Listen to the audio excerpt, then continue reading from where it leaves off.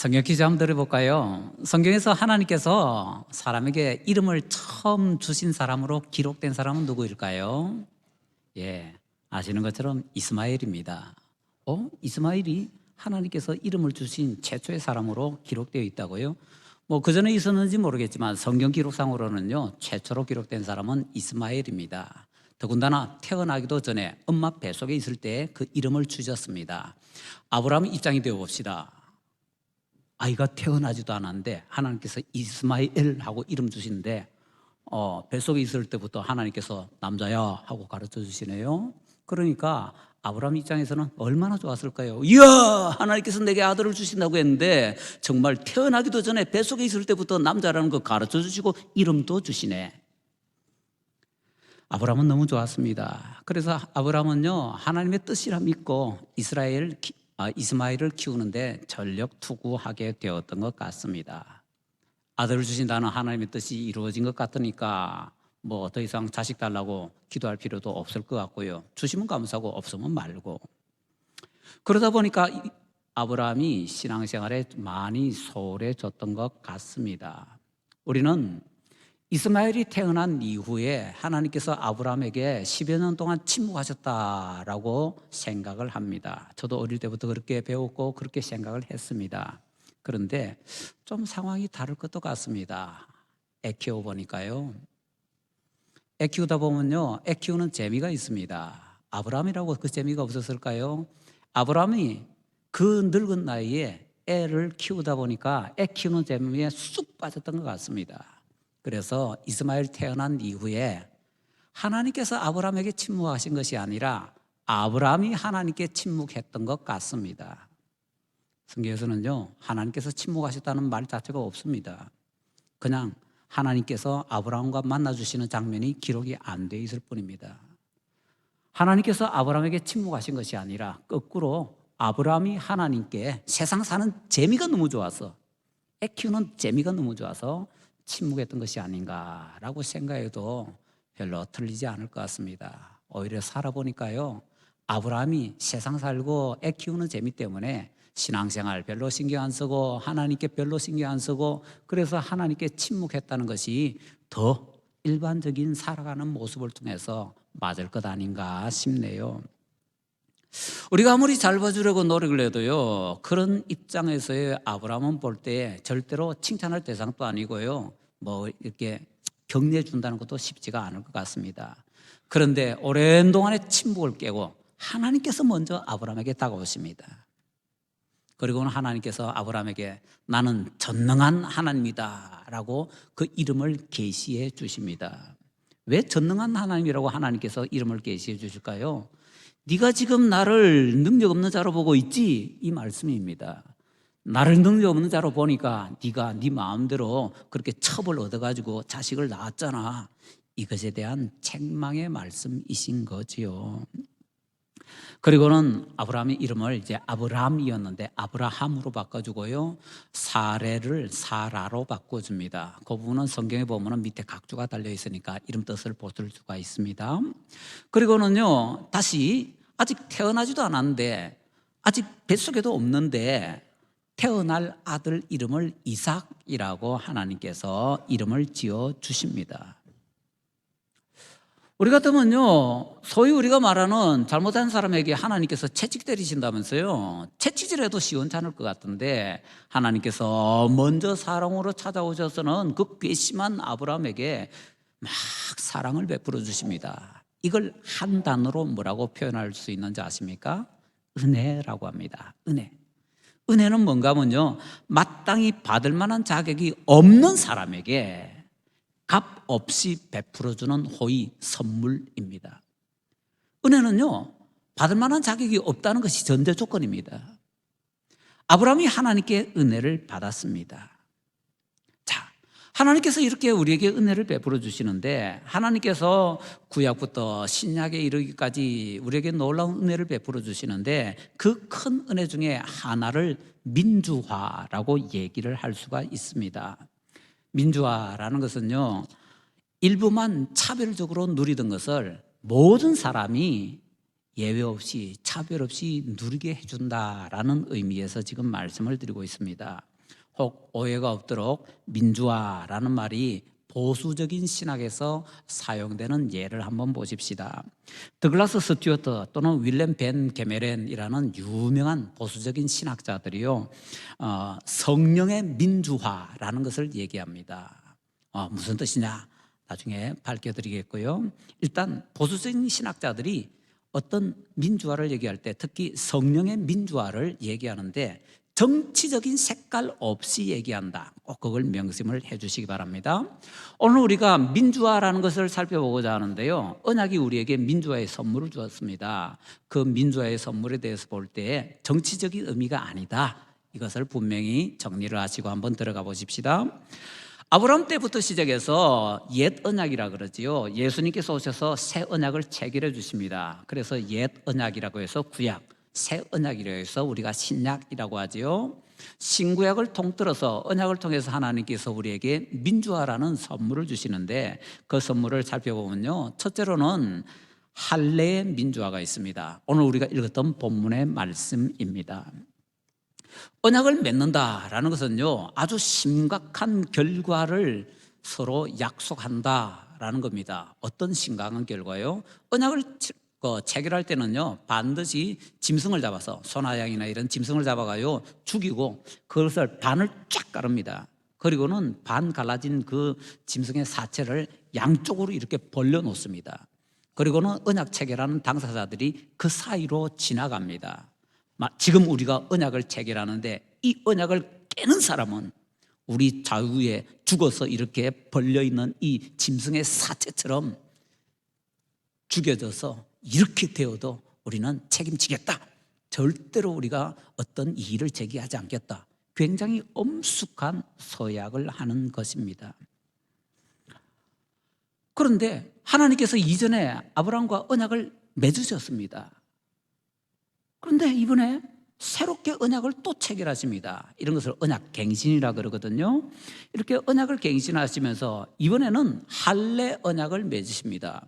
원래 언약은요, 짐승을 죽여서 사체를 양쪽으로 벌려놓고 그 사이를 지나가는 것인데, 할례는요, 사람의 몸에다가 직접 언약의 표시를 남기는 것입니다.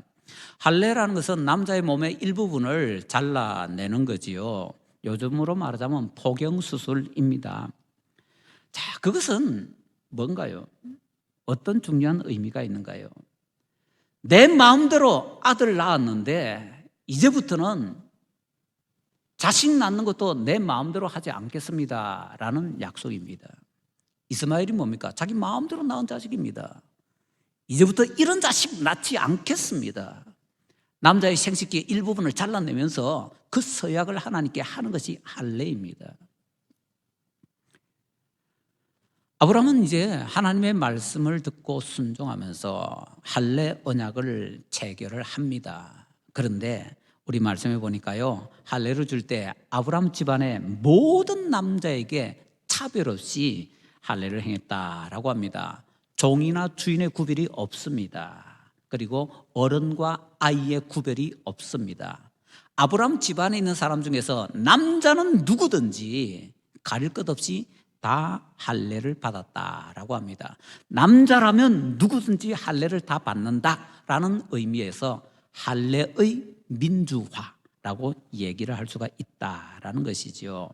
하나님께서는 옛 언약에서 할례의 민주화를 선물로 주셨습니다. 새 언약에서는 또 어떤 선물을 주실까요? 두 번째로 하나님께서는 구원의 민주화를 선물로 주셨습니다. 사도행전 16장 30절부터 34절에 보면요, 빌립보에서 간수가 구원받는 장면이 나옵니다. 우리가 잘 아는 사도행전 16장 31절 유명한 구절이 거기에 나오죠. 주 예수를 믿으라, 그리하면 너와 내 집이 구원을 얻으리라. 이 말씀. 자, 이 말씀이 가끔 오해를 받지요. 집안 가족 중에 누구든지 한 사람만 대표로 예수님 믿으면 가족 몽땅 다 구원받는 거 아니야? 혹시 그런 구절 아니야? 라고 착각을 할 수가 있습니다. 그런데 그 다음에 조금만 더 읽어 나가보면요, 32절에 바울 사도가 말씀을 전한 대상은 빌립보 간수 한 사람만이 아니고 간수와 그의 온 집안 가족 전체 다였습니다. 그리고 그 다음에 34절을 보면요, 간수와 그의 온 집안 가족들이 다 예수님을 믿습니다. 그래서 가족 전체가 예수님을 믿음으로 구원을 받게 된다라는 의미에서 차별 없이 구원을 받는다 해서 구원의 민주화라고 얘기를 할 수가 있는 것입니다. 옛날 구약시대는 어땠나요? 구약시대는요, 유대인만 구원을 받았습니다. 갈라디아서 3장 28절에서 이렇게 가르쳐 주네요. 너희는 유대인이나 헬라인이나 종이나 자유인이나 남자나 여자나 다 그리스도 예수 안에서 하나이니라. 뭔가 하면은 유대인, 이방인, 그러니까 민족적 차별 없어졌다는 겁니다. 그리고 종이나 자유인 차별 없어졌다는 겁니다. 남자나 여자 차별 없어졌다는 겁니다. 여기에 표현되지는 않았지만 당연히 어른과 아이의 차별도 없어졌습니다. 구원은요, 예수님 믿는 사람 누구든지 다 받을 수가 있는 것이 되었습니다. 그래서 새 언약에서는요, 구원을 모든 사람 다 누릴 수 있도록 주신다라는 의미에서 구원의 민주화를 하나님께서 선물로 주셨습니다. 특히 구원의 민주화에 있어서 우리가 유의해야 될 본문이 우리가 오늘 성경 교독할 때에도 나왔네요. 마가복음 10장 14절 말씀입니다. 예수께서 보시고 노하시어 이르시되 어린아이들이 내게 오는 것을 용납하고 금하지 말라. 하나님의 나라가 이런 자의 것이니라. 어린아이들이 예수님께 축복받겠다고 이제 부모들에 의해서 손에 이끌려서 또는 안겨서 나오는데 제자들이 어이! 하고 내쫓으려고 했습니다.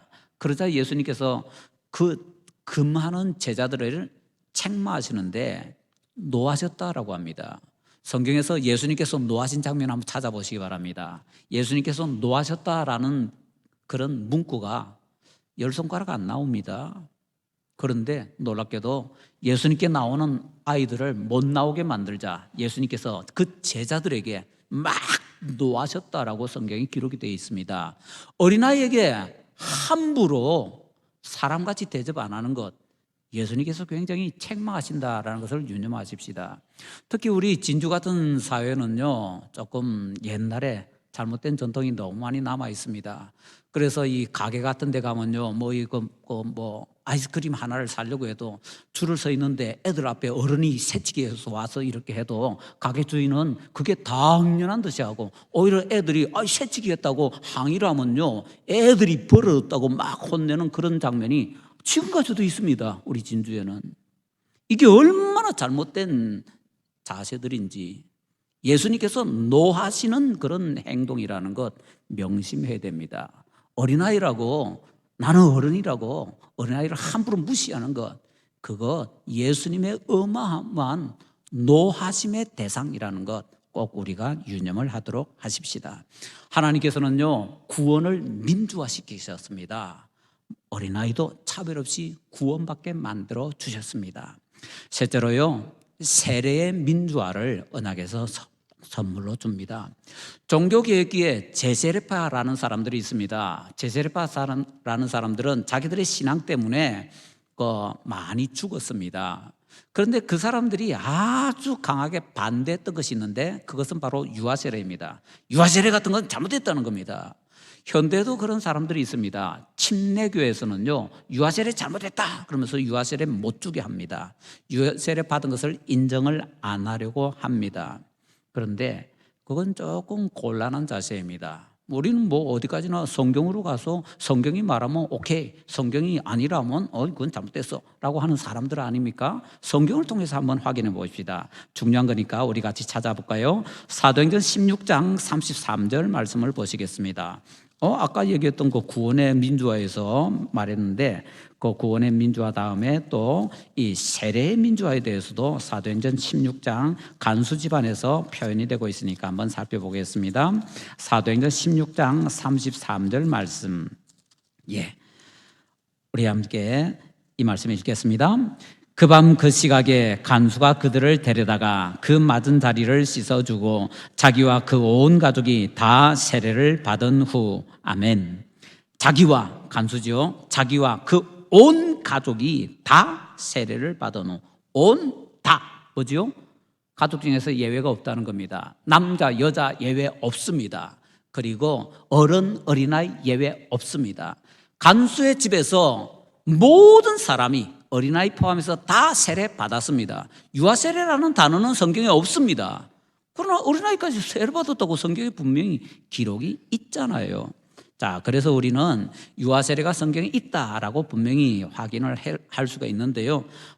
한 구절도 보십시다. 펴놨으니까 16장 15절 말씀 한번 보십니다. 15절 말씀 보시면 이렇게 하네요. 그와, 여기 그는 자주 옷감 장사 루디아입니다. 그와 그 집이 다 세례를 받고, 가족 중에 예외 없습니다. 루디아 집안의 모든 사람이 어른 아이 가릴 것 없이 다 세례 받았습니다. 성경에는요, 이렇게 온 가족이 예외 없이 세례 받았다라는 구절이 몇 번 더 나옵니다.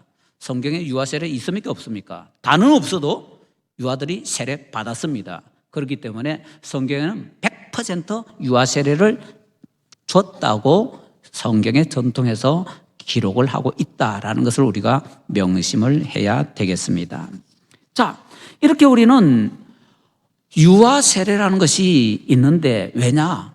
주님께서 세례를 민주화시키셨기 때문에 어른이라고 받고 아이라고 못 받고, 그게 아니고 어린 아이 구별 없이 세례를 받도록 민주화시키셨기 때문에, 그래서 우리는 유아 세례를 성경의 전통에 따라서 감사함으로 주고 오늘 유아 세례를 주게 되었던 것입니다.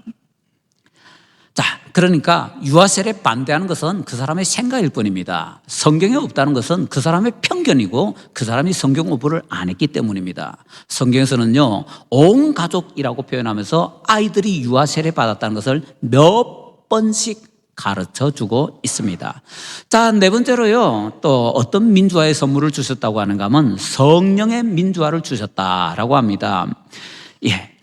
사도행전 10장 44절에 보면 베드로가 고넬료 집에서 설교할 때 이런 일이 일어났다고 합니다. 베드로가 이 말을 할 때에 성령이 말씀 듣는 모든 사람에게 내려오시니, 고넬료 집안 사람이 몽땅 모였습니다. 친척들도 모였습니다. 친구들도 모였습니다. 그렇게 수많은 사람들이 모여 있는데 성령님께서 말씀 듣는 모든 사람에게 임했다고 합니다. 예외 없이. 어린아이들 성령 받았을까요? 받았습니다.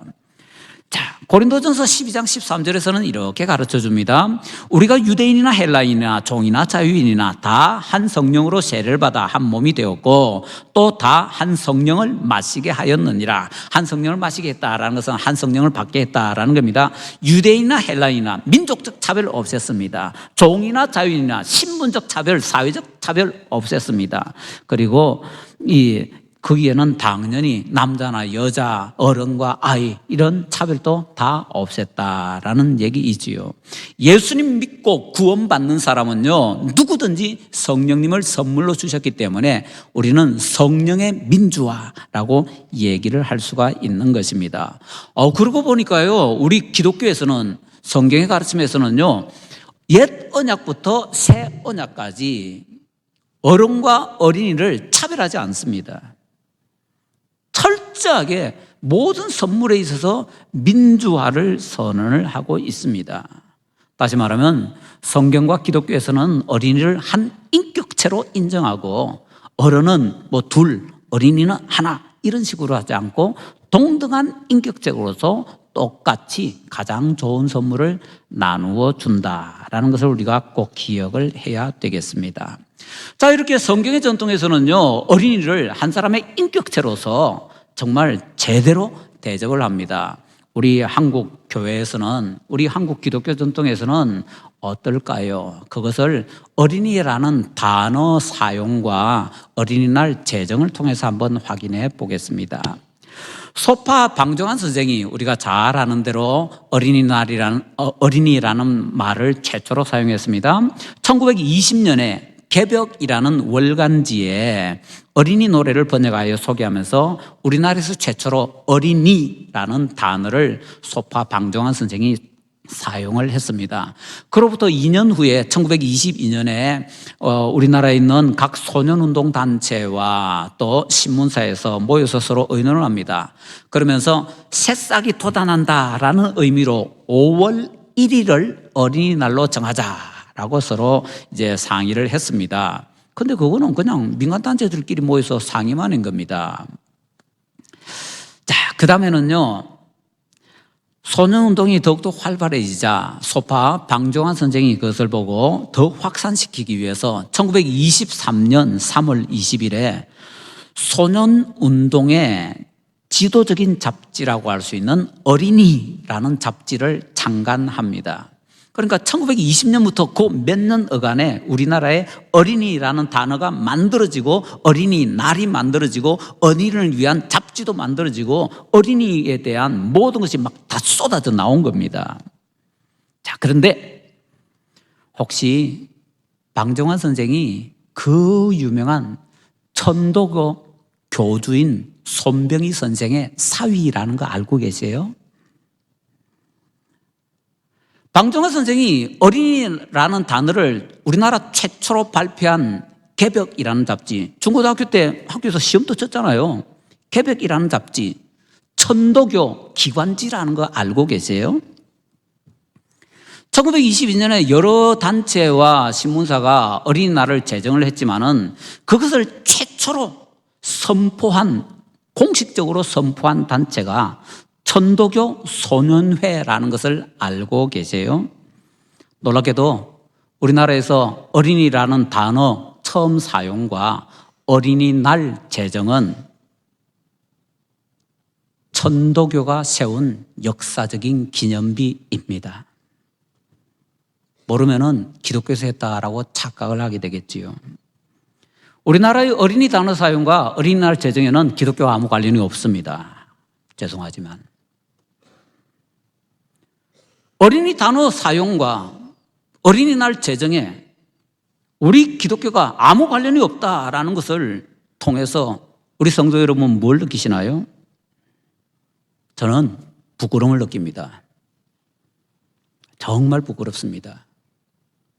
어린이가 어른과 다르지 않고 동등하게 인격체로서 권리를 누릴 수 있다는 것이 우리가 살펴봤던 것처럼 언약의 선물로 주신 민주화에 다 나타나 있습니다. 할례의 민주화, 구원의 민주화, 세례의 민주화, 그리고 성령의 민주화. 그런데 기독교인들은 성경을 통해서 그것을 알고 있으면서도 어린이를 위해서 아무것도 하지 않았습니다. 그냥 그때 그렇게 멍석이 펴진 멍석이 위해서 제일 많이 노력한 것은 기독교 맞습니다. 그러나 그 힘든 그 처음 만드는 재정에 있어서는 기독교는 아무 상관도 없었습니다. 성경이 그렇대라는 막연한 생각, 사상, 정신, 신학 정도만 가지고 있었을 뿐입니다. 힘겹게 이 나라에 어린이가 소중한 인격체다라는 것을 강조하면서 뿌리 내리게 만들었던 사람들은 천도교 교인들입니다. 우리는 이것에 부끄러움 느껴야 되지 않을까요? 우리 기독교인들은 너무 생각만으로 사는 것 아닙니까? 세상 사람들이나 기독교인들이나 이렇게 얘기 잘합니다. 교회 다니는 사람은 말 잘해. 혹시 말만 하면서 살고 있지 않습니까? 우리 기독교인들이. 어린이는 인격체요, 존중 받아야 된다는 것이 성경에서 분명히 가르치는 사상이라고 알고 있으면서도 그렇게 혹시 가르쳤는지는 모르겠습니다. 옛날에 뭐 그런 설교를 1920년 이전에 제가 접해본 설교가 없었어요. 그런데 우리 기독교는 그런 부분에 있어서 너무나 나약하고 너무나 비겁하지 않았는가라는 생각이 든다 하는 것이죠. 예수님께서 우리에게 빛과 소금이라고 말씀하시는데 조심해서 봐야 됩니다. 신자들은요, 교회의 빛과 소금으로 착각하고서 교회 안에서만 빛이 되고 교회 안에서만 소금이 되려고 합니다. 그러나 예수님께서는 세상의 빛이라고 하셨습니다. 빛을 비춰야 되는 곳은 세상이지 교회가 아닙니다. 교회는 당연히 비치는 것이고 세상의 빛을 비춰야 되는데 그 빛을 비추지 못했기 때문에 사실은 신구약 전통에 있어서 어린이를 가장 먼저 챙기고 어린이를 인격체로서 존중하고 어린이를 위해서 먼저 나서서 힘들고 어렵지만은 사람들이 박해를 한다 할지라도 어린이를 위해서 먼저 어린이라는 단어를 만들고 어린이 날을 만들어야 했던 존재들이 기독교인들인데 우리 기독교는 그 책임을 감당하지 못했더라 라는 것입니다.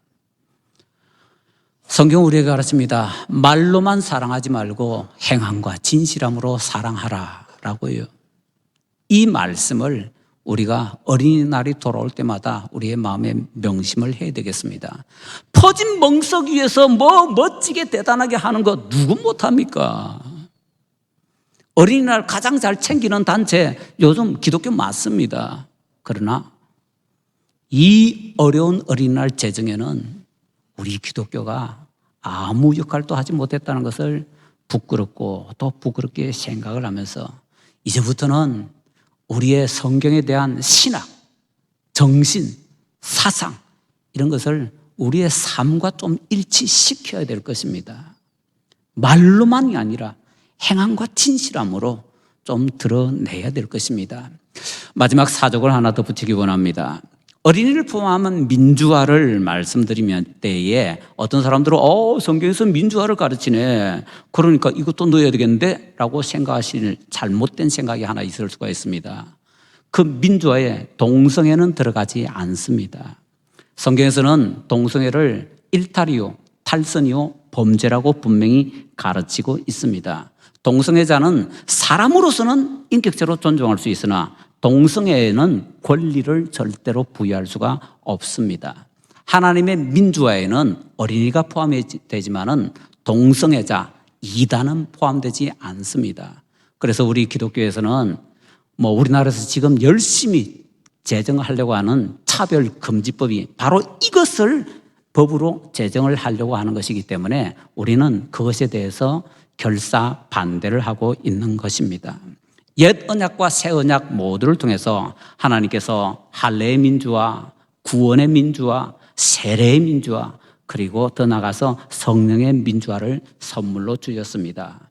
민주화를 선물로 주시면서 어린이를 포함시키셨습니다. 그래서 우리는 어린이 주일이 될 때마다 이 사실을 성경대로 분명히 기억을 하면서 대신에 우리 한국 기독교인들은 조금 부끄러운 일이 있으니까 이제 이것을 더 실천적으로 잘 실천하는데 앞장서서 노력해야 되겠습니다. 다른 말씀에 있어서도 혹시 우리가 앞장서야 되는데 생각만 가지고 있고 말만 가지고 있지 실제 행동 안 하는 것이 없는지 한번 찾아보아야 되겠습니다.